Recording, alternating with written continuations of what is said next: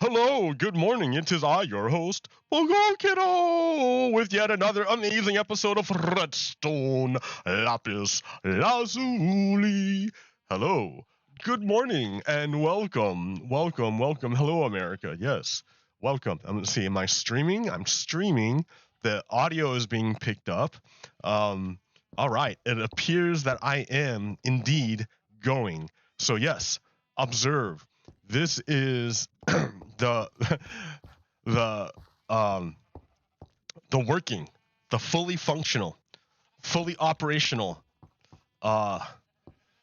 rainbow sheep farm, rainbow wool farm. It's fully operational. It looks really ugly, but it doesn't matter. It doesn't matter because it works. Everything works. Look at this. Look at this beautifulness. Look at that beautifulness. Everything works. So let me show you what I've done here.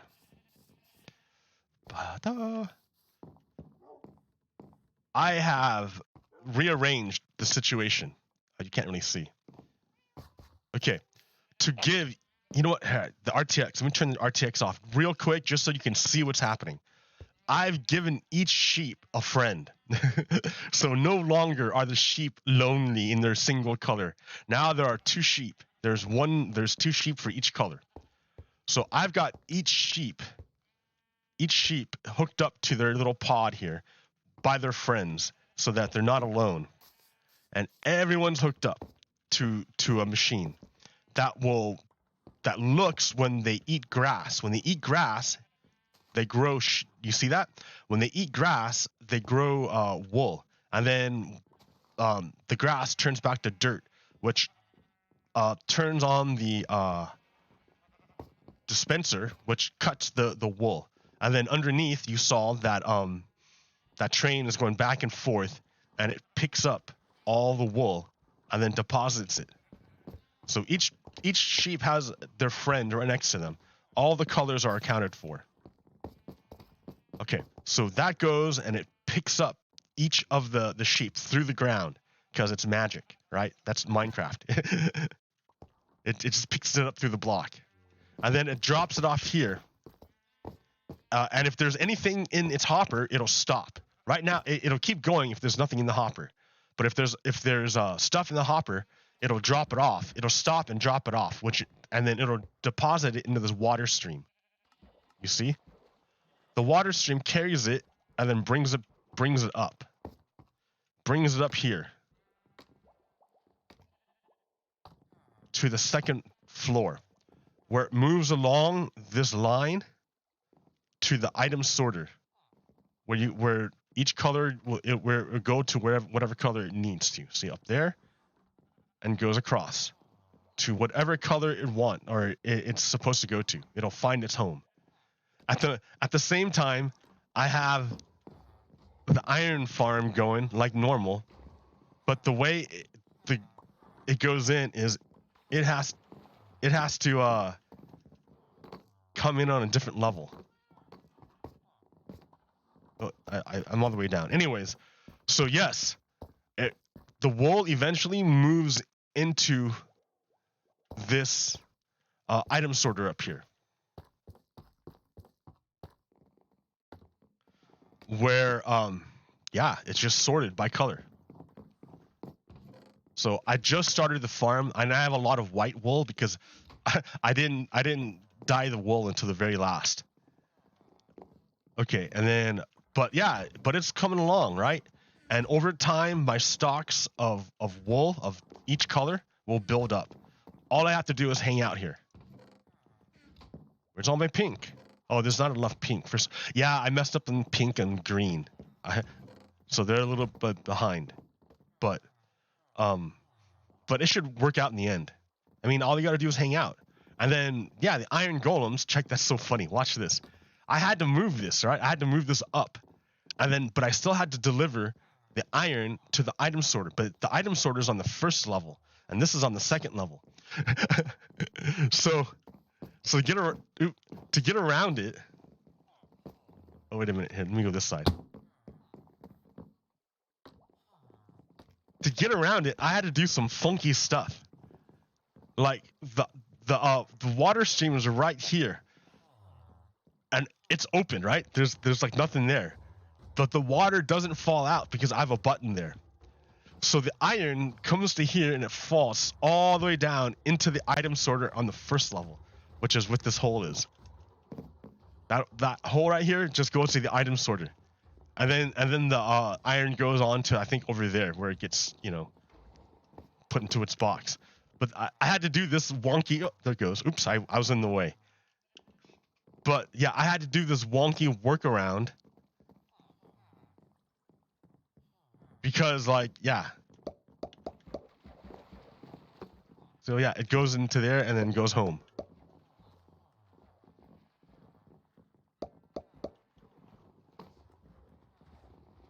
Yay! And everyone's happy.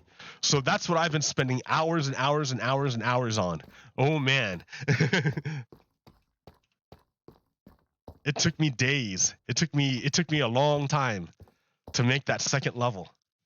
Because it's not just the iron farm, or it's not just putting in the sheep farm. I mean, there was a lot of stuff I had to do in order to fit this in there. I had to move the iron farm. Then I had to figure out how to get the iron farm to still deliver. Then I had to fit in the item sorter. Then I had to work out how the sheep are going to live. Then I had to work out, like, I'm not even done making their building yet, right? Like all I've got is the bare mechanics working. This is like the bare mechanics. There's no polish to this whatsoever. I just wanted to get it working. And yeah, now it's working. It's going. It looks ugly as hell, but it's going. And that's the important thing, right? It doesn't have to be pretty. It doesn't have to look nice. The most important thing is that it's going, it's working. Because I can spend days making it look pretty, and as I'm making it look pretty, this thing will keep working and continue to accrue benefits. So the important thing is not to make it look pretty first, but to get it up and running first. Get it up and running first. Get it up and running. Get it going. And then we can make it look pretty afterwards. Okay.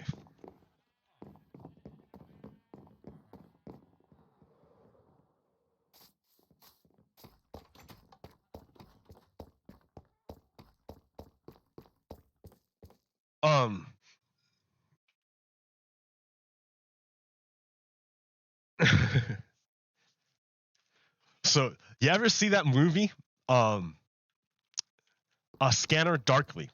The movie is not so good. I mean, it's all right. The movie is all right.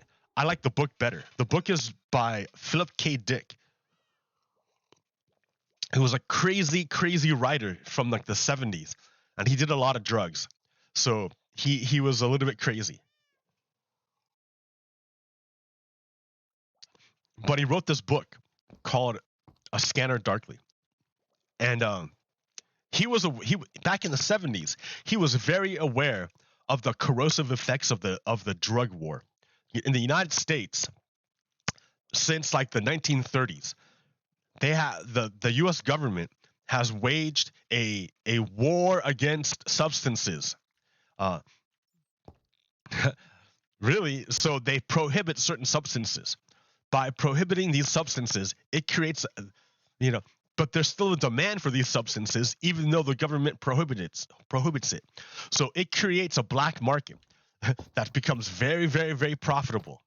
And the more punishments that the government imposed, the greater the profits were for breaking the law to supply the demand. So it was like, after a while, it seemed like a self-defeating thing.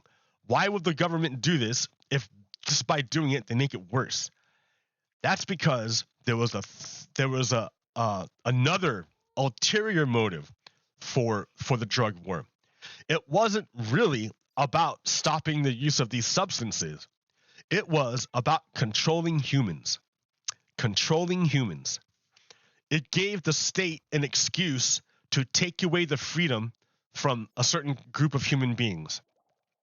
And by doing that, by taking away their freedom, you could use their life energy and transform it into a thing called profit, which the system can eat to sustain itself.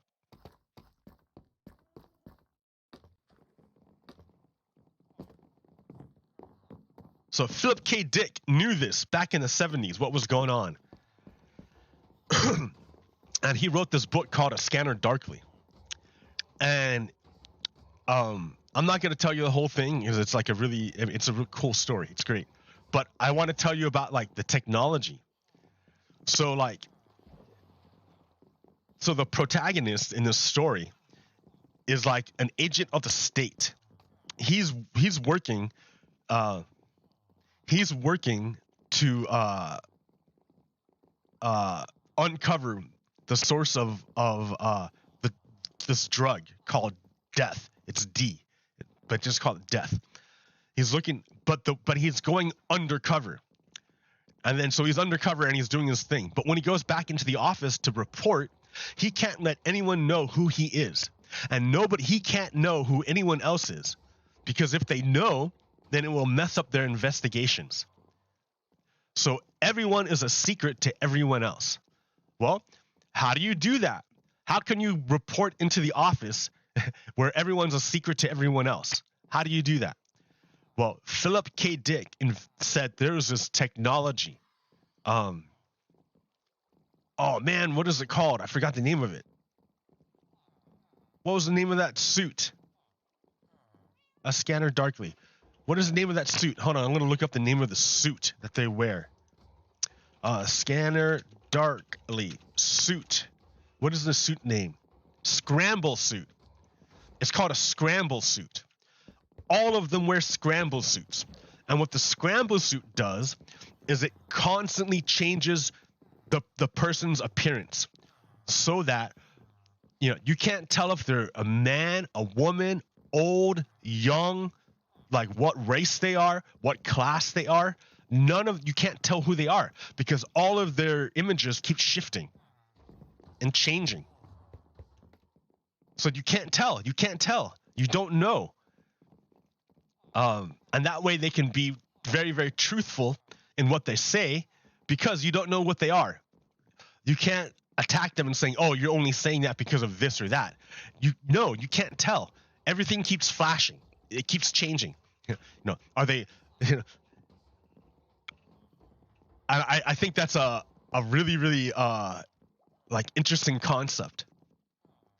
Because if you remember that the social world is built on symbols, and humans do a lot of things to acquire these symbols, even though the symbols in and of themselves are worthless. For example, my niece, who works at Walmart and gets paid probably like $13-12 an hour, maybe, and pays rent and car insurance, she spent like thousands of dollars to buy a designer handbag. And she's like, what, 20, 21, and lives at home and works at Walmart. And she bought a designer handbag. Why would she do that? It's the symbol. It's the symbol. People reify symbols. And symbols are powerful. They got this young woman to give up like months of her life for a handbag.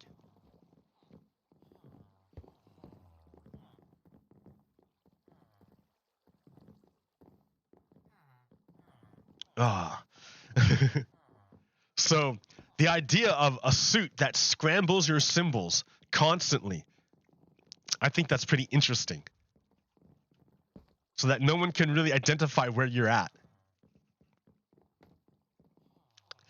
Now, okay, what was the next thing?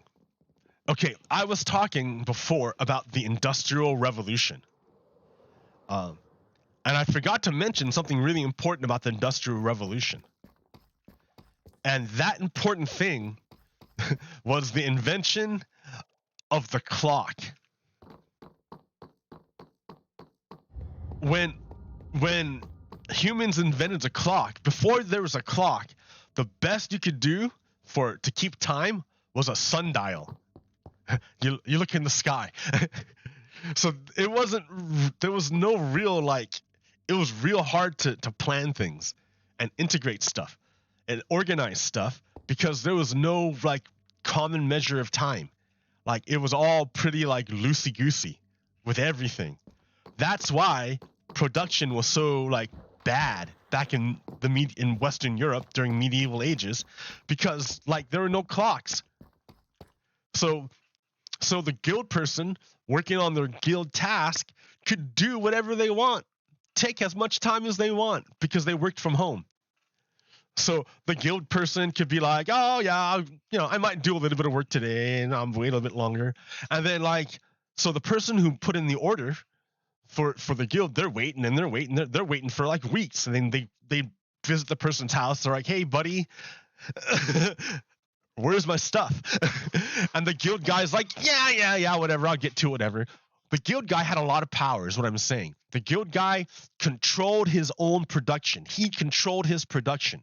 He controlled the time, the place. He controlled everything of his own production during medieval times. So the guilds had a lot of power. You had to respect the guilds.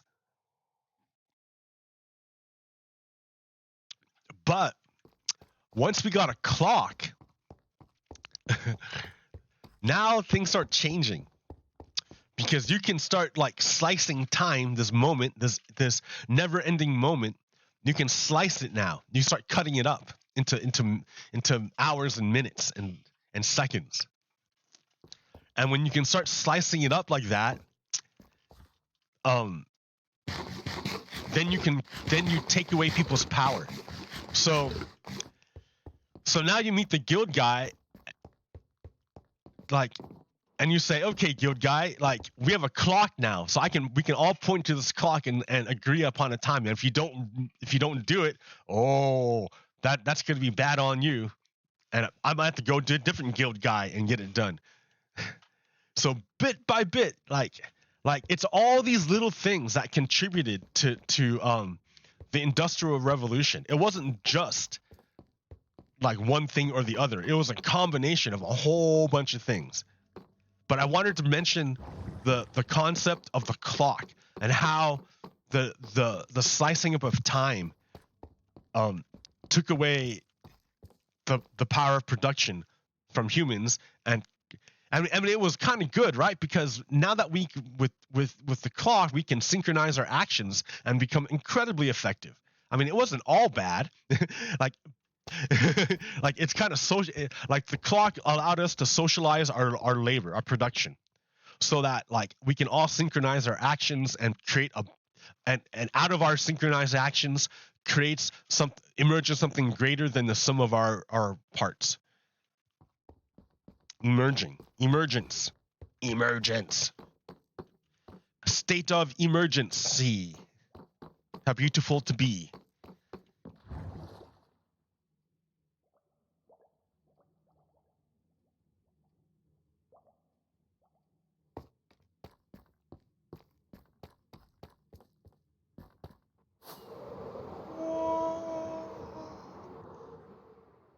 No one to talk to. That's okay. I'll keep going. Keep on trucking.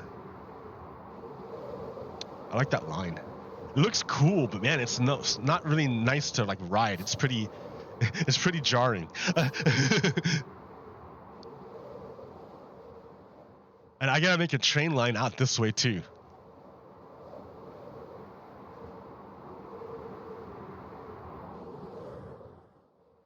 This thing's working.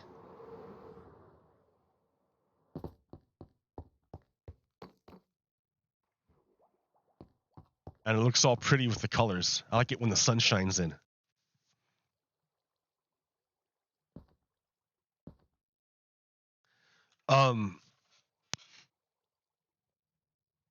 Okay, another thing. People people like to use the concept of karma. They talk about karma a lot. And I don't think they're using it correctly. They don't really understand what it means. Karma is literally cause and effect. It's literally cause and effect. Like if you do something, this is going to be the effect. I mean, it's not like, and people want to say it's mystical and magical, but it's not. It's like a property of reality.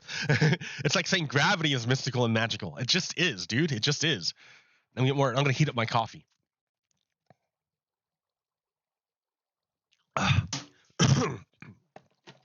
But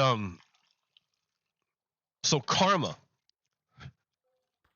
So think of it like inertia.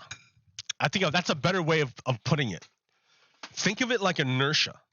You know, what is inertia? Inertia is the tendency for an object to, at rest to stay at rest, and an object in motion to stay in motion because of inertia. Inertia is just like the tendency for something to keep doing what it's doing unless something acts upon it. So karma is the same thing, right? It's like a same thing. It's the same idea, but instead of moving through physical space, it moves through social space. Which is a real thing. Just because yeah, it's a real thing. Okay.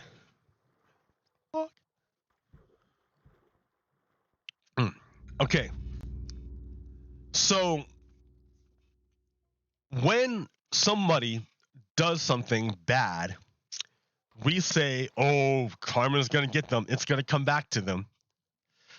But really, kind of what happens when you watch, and here's what I see, is that somebody will in the past will do something bad to someone else who is innocent, but they get this badness. They get the badness. They get it. It hits them. It hurts them. And then when they get power, they turn around and reproduce the badness that happened to them onto someone else who was innocent, who doesn't deserve it, but they got it. Then they get it. They get the badness. And then when they get power, they reproduce it. They do it again to the next person. That's karma. That's karma. That badness perpetuating boom, boom, boom, boom, over and over and over again. That's karma. It's because it's an object that's moving that tends to keep moving. And what it is, and then so how the Hindus explain it, and how I understand how the Hindus explain it, is that it's like a wheel. It's the wheel of rebirth. Because you push this thing forward, right? The wheel, it's like whatever you put out, it's gonna come back. So it's like, so the wheel is gonna spin it back to you because you pushed it. You pushed it out. You pushed the badness out, and that pushes the wheel, and that wheel is gonna of death and rebirth. It's gonna keep you going. It's gonna keep you going until it gets to until that badness reaches a person, and it hits that person, and instead of that person like going, when they get power, reproducing it and pushing it back into the next person, they stop it. They take the badness and they just eat it. They just eat it. So instead of the badness rolling on through generations, they just eat the badness. And and they don't reproduce it. They don't make it. So if they don't make it to the next innocent person, then that innocent person doesn't grow up, get power, and reproduce it because it's not there to reproduce. The person before them ate it, stopped it. They stopped the wheel. Instead of reproducing the badness that happened to them, they just transformed it. They ate it.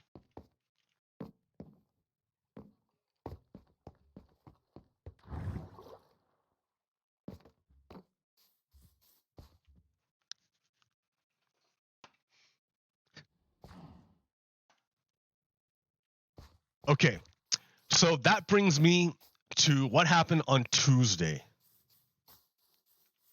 On Tuesday, there was a school meeting in Salem Kaiser.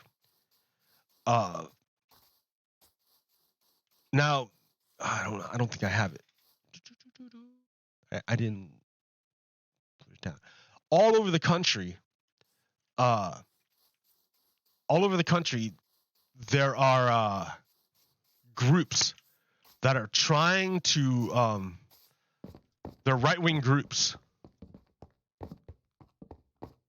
and they're trying to take over the school districts so they can replace the curriculum with basically like non-curriculum. Remember, the right wing doesn't want people to be educated, because educated people think for themselves, and when they think for themselves, it's hard to control them. So fascists, right wing, do not want people to be educated. So to that end, they're going all over the country and harassing school boards and trying to take over school boards so that they can implement their anti-education philosophy. All over the place, all over the country. They did it here in Salem. But the difference here in Salem is that since the 90s, there has been a group called, an activist group called Latinos Unidos Siempre, LUS. This group, since the 90s, has been fighting to overcome SROs, which are school resource officers, which makes it sound like a nice thing, but like, remember, like, it's like Orwellian newspeak. That's what it is. It's Orwellian newspeak. What they really are cops. They're cops in schools. They have cops in schools because why would you put cops in schools? Like, because it sets up a school to prison pipeline. The cops are the kids' first interaction with the carceral state, the state of the system that incarcerates human beings. And it gets them started young. Studies show that the earlier you have interactions with a carceral state, the more likely you are to get sucked in for the rest of your life. And if you look at it, and they did, the majority of problems that happen with SROs happen to minority kids, which means minority kids end up getting sent to prison. So that's why it's a school to prison pipeline. So since the 90s, LUS has been fighting this, and they were real successful recently.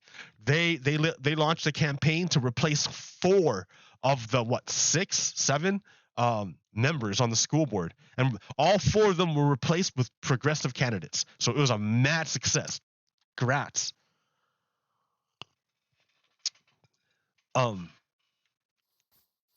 But so they were lucky, right? They were lucky because they had the infrastructure in place to defend themselves against this new wave of critical race theory, like BS that the right wing is trying to scare people with.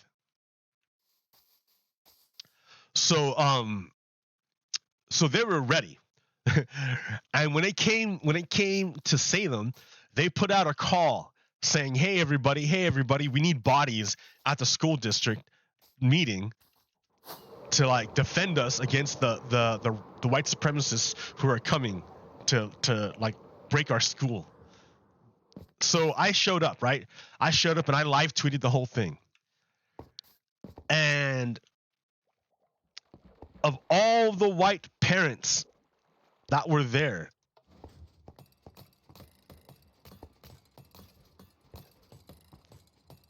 they were all saying roughly the same thing, which is a repeat of what they heard off of right-wing media. They were concerned about Marxism and communism in the schools, and what else?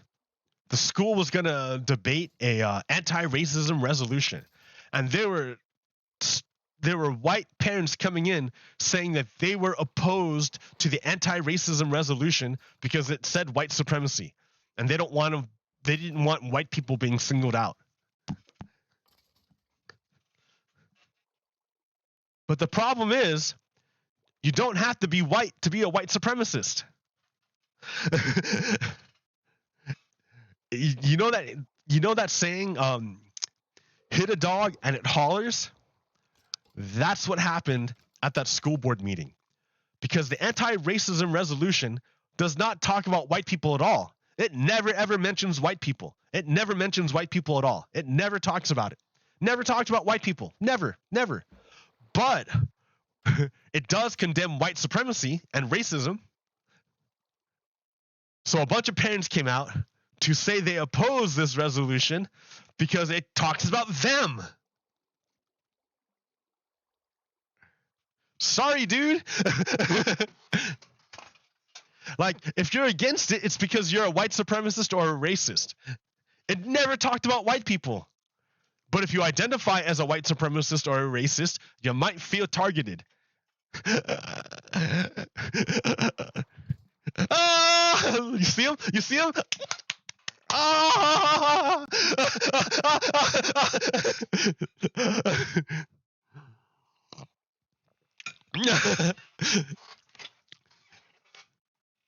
Yeah. So it was funny. And at the end of the thing, the school board voted 4-2 in favor of passing the resolution. Who were the two people that voted against the resolution? One of them is named Chandragiri. He's Indian American. And he is very, very, very conservative. He's very conservative. So he opposed the resolution. I don't know why. He said he didn't want people to be singled out, but it only singles out white supremacists, which is the point of it. So like, it's a tell. He's telling on himself. And then another thing about who was Danielle Bethel was also opposed to the resolution, the anti-racism resolution, because she felt it targeted white people, but it never talks about white people.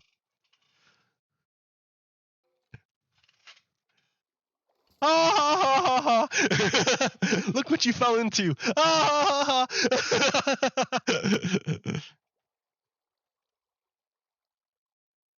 That's funny.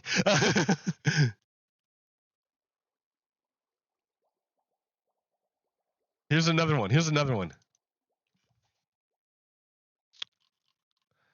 Approximately 60,000 Canadians currently live undocumented in the United States. You don't see the militarized presence, cops on horseback, and calls for a wall on that border. The issue has never been about immigration. It has been about anti-blackness and racism. That's right. I think something like 40%, well, 40, 50, something like huge amount of illegal immigration to the United States come by plane. They never cross a land border. They fly in and they just don't leave, right? I know a lot of people who do that, right? They come from other countries and, fly in and just get a job, just don't leave. Right? It happens all over the world. I saw it all over the world. All over the world they do this. But in the United States, for some reason, no one talks about the flood of white illegal immigrants. Why? Because they're white. That's telling on yourself. I mean, there's so many ways they tell on themselves.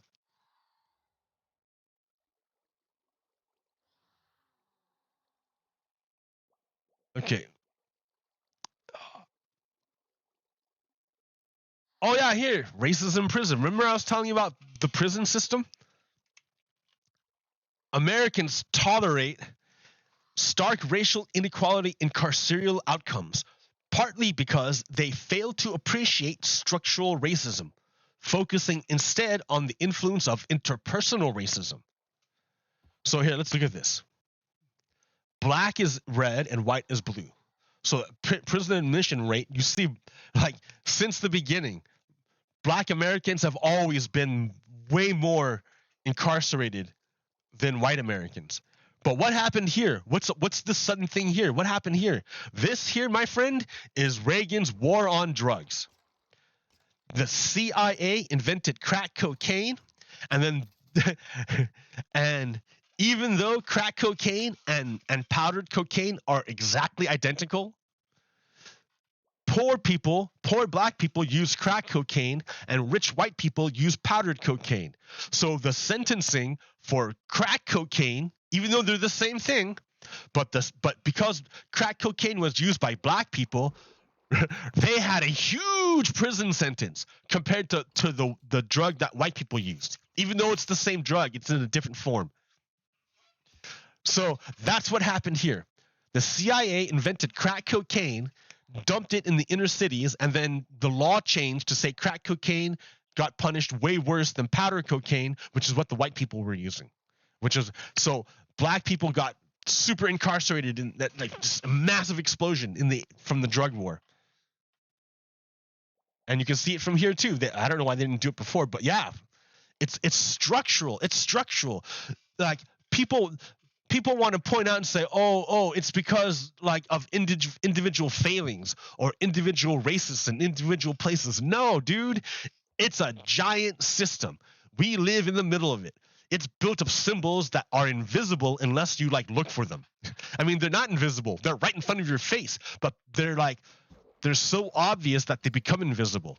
You know, I don't know how to say. They're hiding in plain sight. I guess is the word they say. How you say it? It's hiding in plain sight.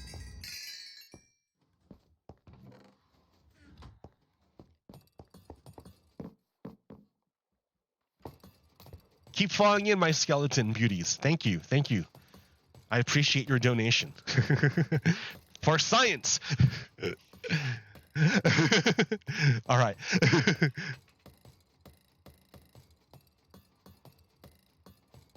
What else have we got here? The dangers of telling the truth. Saeed Jones. Yo, dude. All right, so here, listen to this. Saeed Jones. The violent Twitter DMs and Instagram DMs and emails from fans insisting that my whatever just didn't understand the nuance of a certain comedian's Netflix special. But that's finally started to slow down. So this poor dude, this poor guy, Saeed Jones, is real smart. This guy's great. He's a poet. Poets are like, yeah, watch the poets, dude. Watch the poets. So Saeed Jones, like, remember, if there was a certain comedian, what's his name? Dave Chappelle. Like, something happened to him. Something bad happened to Dave Chappelle. Because he came out and he starts repeating a bunch of anti-trans hate. And the white racists love it, right? Because like anything anti-trans, they love. So Saeed Jones like wrote an article saying why it was bad for Dave Chappelle to do what he did. And it boils down to, look, dude, you're like attacking, like, he's like, you're attacking like fellow black people when you attack trans people. Like the concept of freedom is that we were going to everyone gets free, not just a certain group, right? When you only want certain people to be free, that's called white supremacy. When you only want a certain kind of people to be free. Like the idea is that everyone got free together when black people were emancipated. But Dave Chappelle is acting as if no, not everyone got free. Only certain groups of people got free that he was included with because he's rich. And for saying the truth, because that's true, it's true. But for saying the truth, Saeed Jones got a bunch of hate directed at him. Why would they direct hate at him? To stop him from saying the truth. And it's not like they attacked his ideas, right? It's like that'd be one thing. If they were saying, okay, I'm going to engage with you intellectually, let's talk about the ideas behind everything we're talking about, that would be one thing. But no, they don't do that. They don't talk about ideas at all. They ignore his ideas and attack him like his humanity. They attack his humanity. Well, that tells you who they are, right? That's a person telling on themselves. But yeah, what use is that if you attack someone's humanity? What you've done is you've made me your enemy.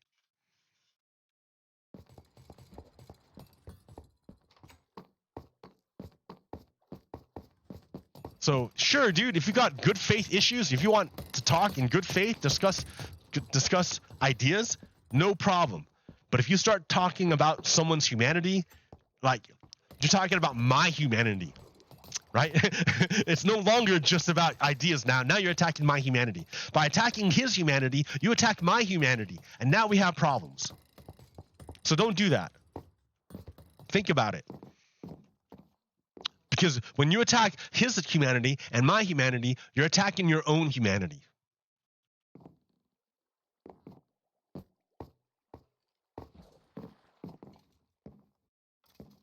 Don't fall into that trap.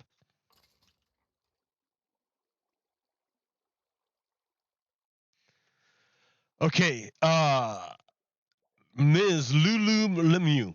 She is great. She's on Twitter, and she makes these slides that help to explain the situation that we're in right now with regard to here, let's keep this thing going.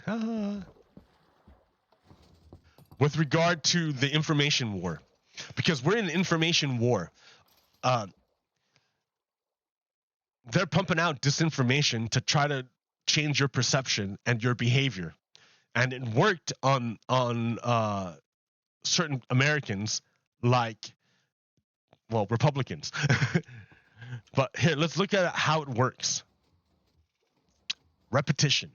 Fox and right-wing radio repeat the same things over and over and over and over again, so that it doesn't even matter if you consciously fight against it.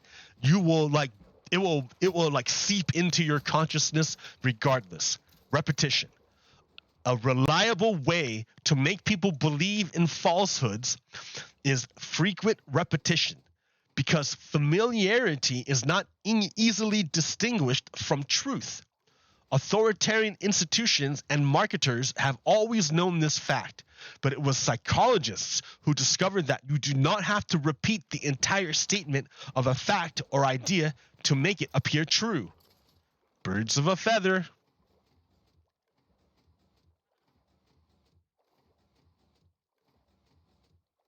If a conservative argues for cutting needless spending, liberals should not argue against cutting needless spending, because you've repeated the frame.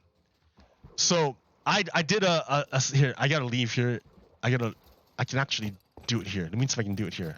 I got my redstone here. Let me demonstrate that for you.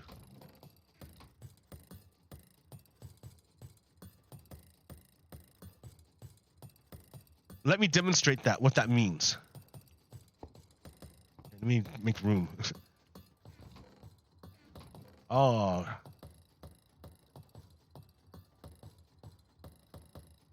So much flint.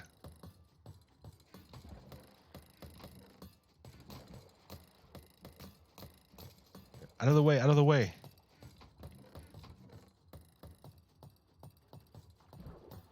Okay. Here's what they're talking about. Oh, dude, I don't have like nothing.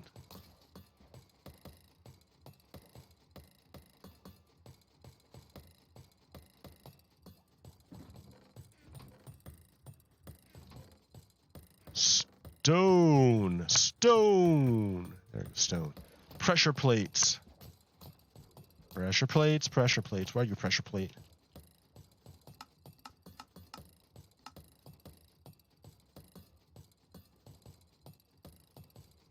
Okay, so suppose I had cutting spending.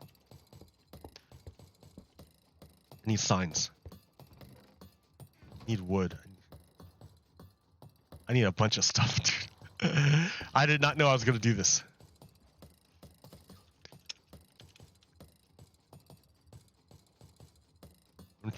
Bunch of crap in it. All right. So this is the argument that conservatives want to make. They want to say that we need to keep cutting spending. Oh, it didn't work. Oh, okay, I see.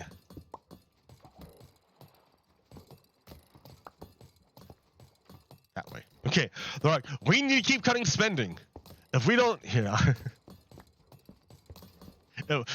cutting spending. If we don't stop cutting spending, then well, the deficit will be out of control. We gotta cut spending, cut spending. We need to cut spending. We have too much debt. Cut spending, cut spending. All right. Well, look at all this stuff that it pooped out. Right. Every time they said cut spending, it pooped out this crap. All right. So if a liberal comes along and they're not thinking, they're going to say stuff like, we can't cut spending because we don't have enough money. If we cut spending, we can't do our things. If we have to stop cutting spending. Stop cutting spending and do something else. We need to like get revenue. Stop cutting spending. What have you heard? He kept saying stop cutting spending, but you didn't hear the stop. All you heard was all this crap. Cutting spending, cutting spending, cutting spending. By negating a frame, all you do is strengthen it. You make it stronger. Instead of just one, instead of the guy saying cutting spending 3 times, you've repeated a bunch of times so that a listener listening isn't going to hear the negation. All they're going to hear is cutting spending, cutting spending, cutting spending. And that repetition is going to stick in their heads. So when you fight, when you get into these ideological discussions with people, don't repeat their frame. When you repeat their frame, all you do is strengthen it. What you want to do is hack it. You hack it. They say cutting spending, and you want to say get revenue. Increase revenue. Tax the rich. So it's wired that way, right? So that they have it wired so that if you meet them on their argument, it's going to keep repeating their bullshit. Don't meet them on their argument where they repeat bullshit. Instead, here you can't even see. Don't meet them on their argument where they repeat bullshit. Instead, hack it. Ooh.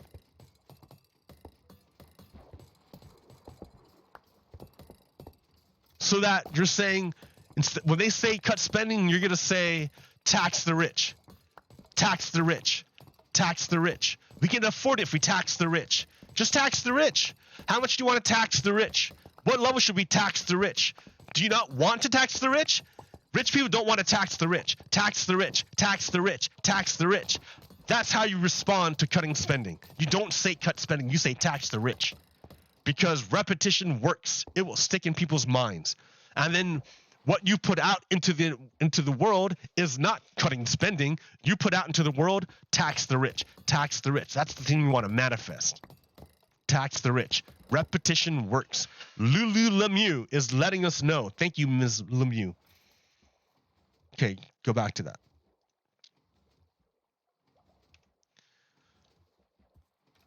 So some say conservatives vote against their economic interests, but those conservatives are voting for their moral interests, and they will continue to do so. Liberals must understand the difference between policy and morality, and that morality always beats policy.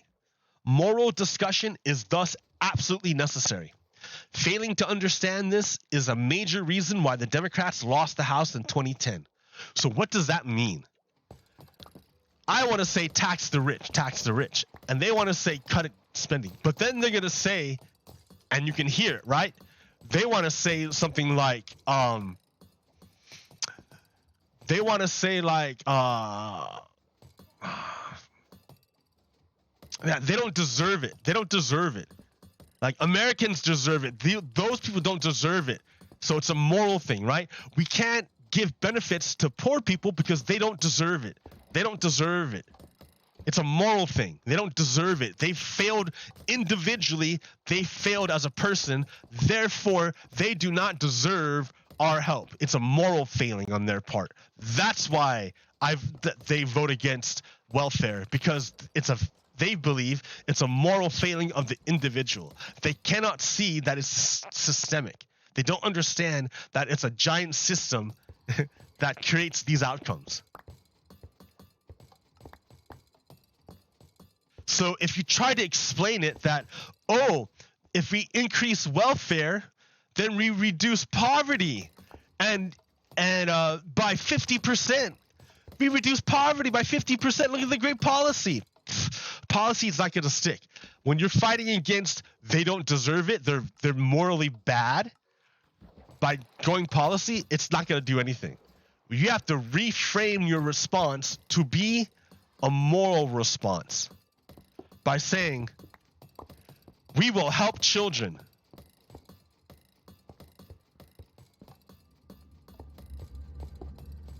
Wait. Like, yeah, we're going to help kids. But by doing this child tax credit, we're helping kids. We're helping starving kids. We're saving kids. Tax the rich to save children. Save the kids, tax the rich. That's why when QAnon uses save the children, it's because they go for the moral thing. They're bypassing reason, and they're hacking into the mother instinct of people who just want to be good.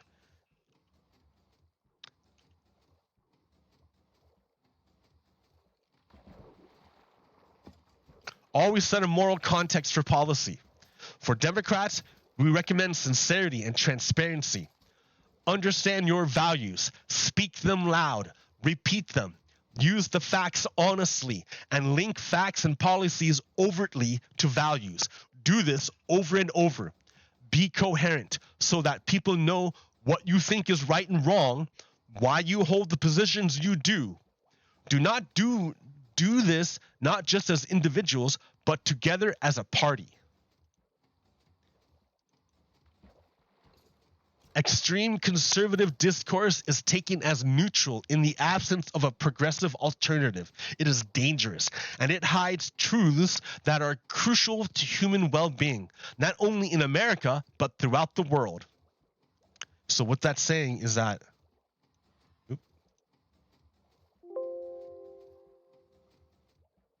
the use of conservative language activates a conservative moral. The use of extreme conservative language activates conservative moral. Okay.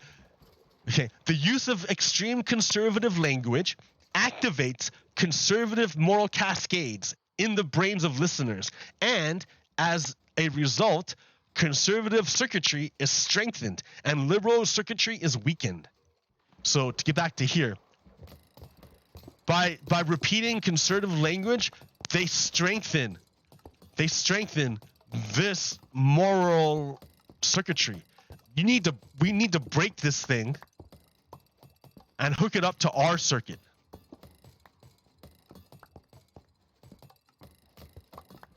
And the way we do it is by being honest with the facts, being sincere, and repeating and repeat it. And not backing down, not being ashamed about who you are or what you believe. Never be ashamed about what you believe, because the way you got to what you believe is by fighting and defending. Right? You got to what you think because you thought about it. Others came to attack you for your beliefs. You had to defend your belief, and when there was a weak spot, you saw what was wrong with it and you adjusted.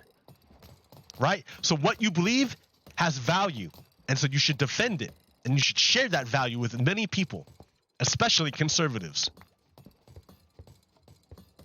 because they're wired in a bad way. See?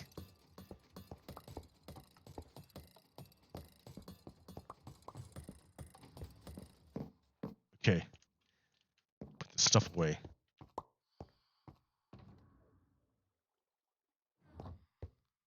What else we got here? What time is it, dude? You went for an hour.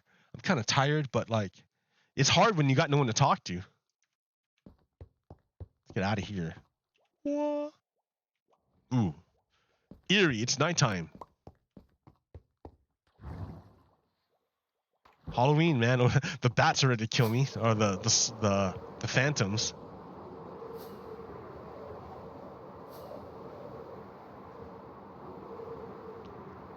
Looking forward to the next update. The cave update.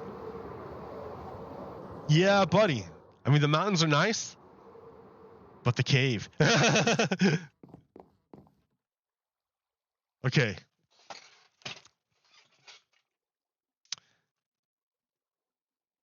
So yeah, that's the thing about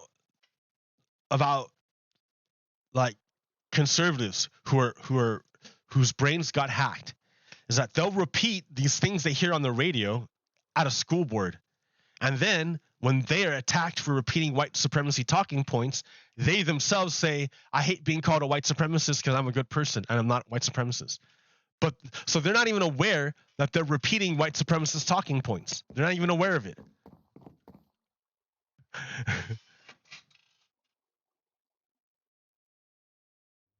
They don't even know they're doing it.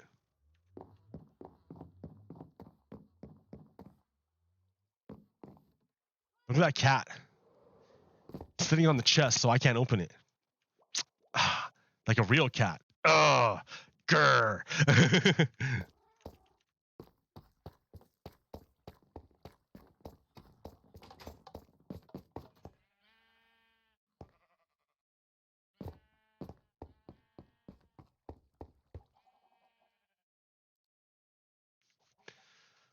So yeah. What else do I got? So this man, I'm just out of energy. I'm tired now. If I've got no one to talk to, it's hard to keep going. I mean, and I showed this off, and this took a lot of work. I think it's pretty cool, but I mean, it looks ugly.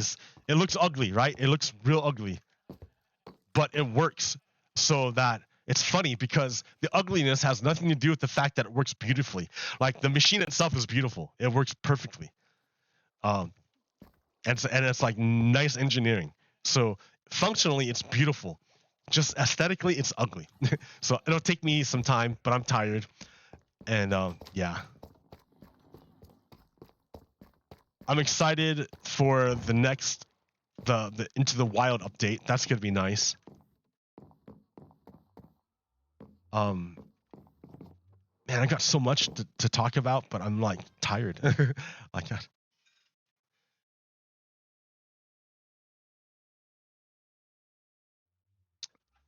All these things. Mansion. Fuck Mansion. Piece of shit. I wanted to talk about Mansion real quick. He's a piece of shit. Fuck Mansion. Fuck cinema. Both of them are awful.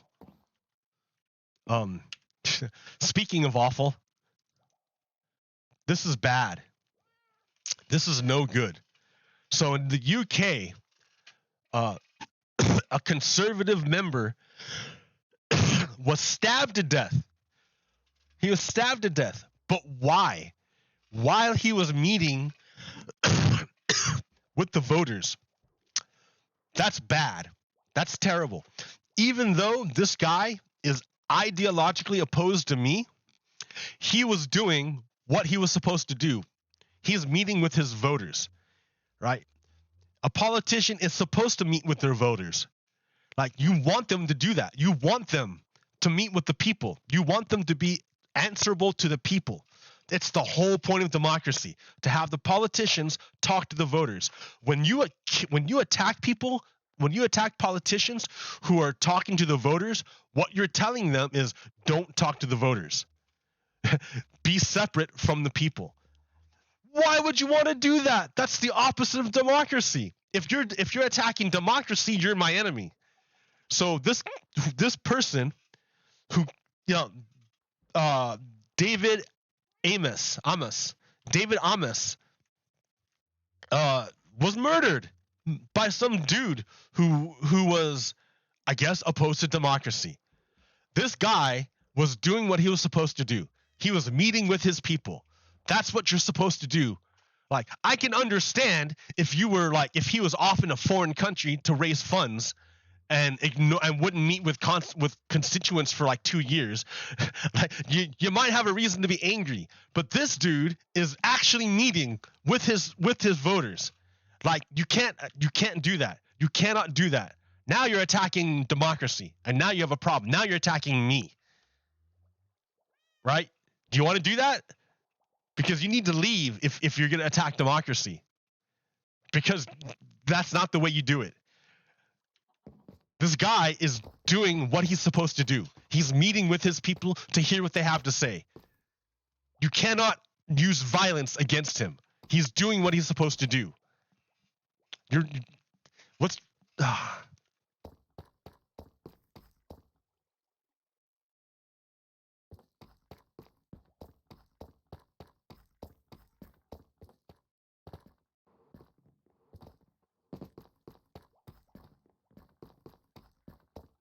All right, so I heard that the select committee is going to vote on Tuesday to refer contempt to the Department of Justice. And then they will decide if they want to do anything about it. So we'll see.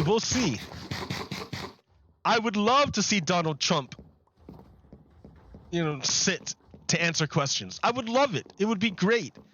And if he refused, I would love to see Donald Trump sit in jail until he chose to do it. But I'm not real hopeful for that. But you should do it.